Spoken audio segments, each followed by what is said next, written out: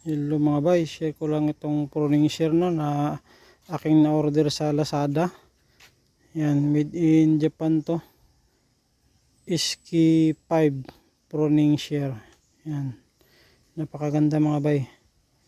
Shoutout kay Sir Kakao Tutorial ni GM dahil siya yung nagano sa atin ito, nag-recommend na ito yung maganda gamitin. Sobrang talim mga bay, kaya nag-order tayo nito. Yan, papakita ko sa inyo kung gaano katalim. Ito, may lock siya dito. Subukan natin mga bay kasi itong sprout nya, yan, ang dami oh.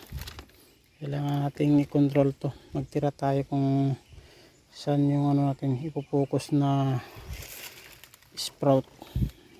Tatanggalin natin ito mga bay.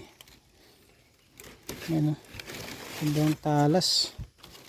Walang kahirap-hirap mga bay. Yan, ito rin. Yan yung iwan natin itong dalawa. Yan, ito tanggalin natin to. Yan, talim mo. Grabe mga bay, kunting ganyan mo lang, putol agad. Ito, pinin mga bay. Ito, bawas tayo dito.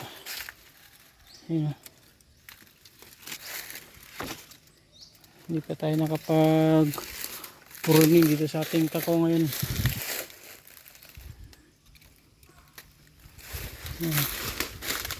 Grabe ang talim. May mga bulaklak na mga bayo. Ayun o.